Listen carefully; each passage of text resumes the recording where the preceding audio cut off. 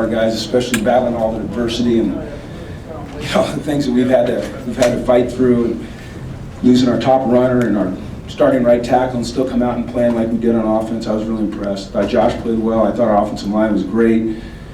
Defensively played well. The key was getting that quarterback on the ground. He's a great player, man. He's fun to watch, and the second half we got him on the ground, and so that helped us. So there you go. Fire away.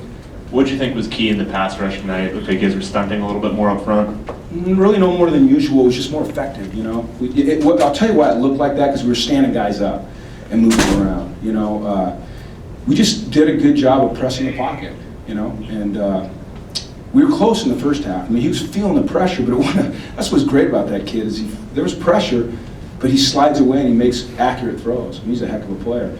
The key was being able to get him on the ground a few times, and we struggled with that, and tonight we got it done against a really good player. And boy, thankfully we did. Hey, Jim, what is it that is in Rosen's makeup that allows him to kind of take over and control a game like he did tonight? I think he's probably a lot like the kid that we were playing against, very mature, has tremendous poise.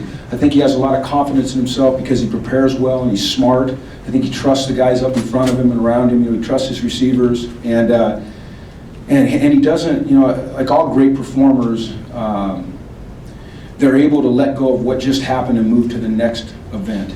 And Josh has really been able to do that throughout. For 7 games, and we saw it in our spring ball. We saw it in the summer camp. And he's a rare kid. Like Goff's a rare kid. They're 2 really good quarterbacks out there tonight. How are Paul and Isako and Devin doing? They're not good. Yeah, they're not good. So, yeah, they're not good.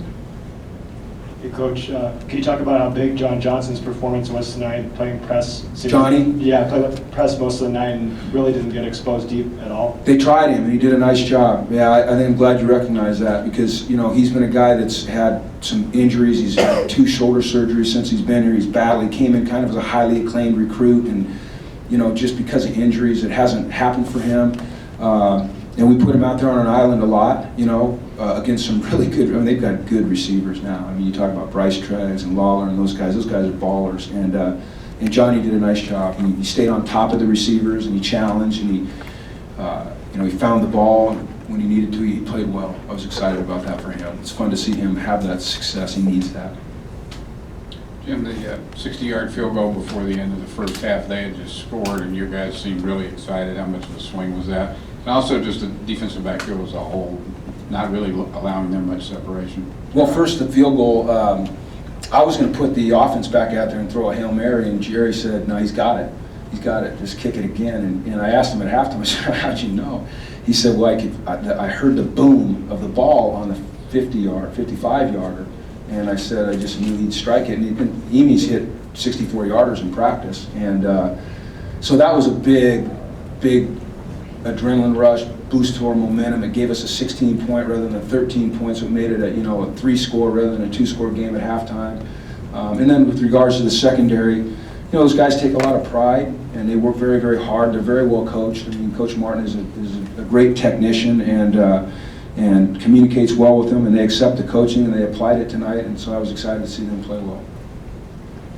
Coach, Perk and Jamabo, they did really well in the running game. Was it the running game that set up the pass, or was it the other way around? You had almost 600 yards of offense. I don't believe in either of those concepts, that one sets up the other. They both, you just got to be able to do both effectively. And I think the credit needs to start with the offensive line. Colton Miller making his first start tonight did a heck of a job. Those guys have consistently played well for us this year. And if you're running the ball well, throwing it well, you're tough to defend. So we played well tonight.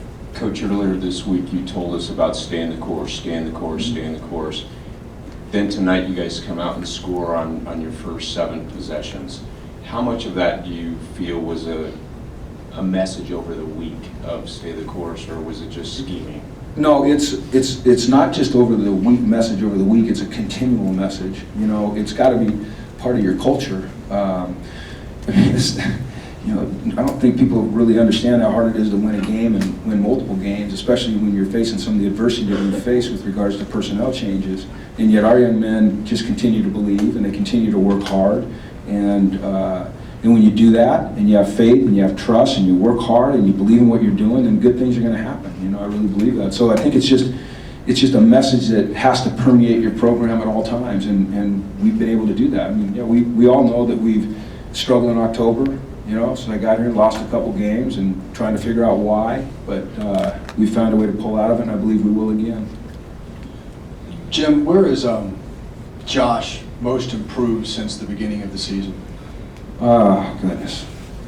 Well, he doesn't throw those balls back across his body into coverage. So, you know, I mean, and I don't mean that facetiously. I mean, that's seriously. He's learned to make better decisions in the open field. Although when he kept the ball and took that hit, I don't think that was a really good decision.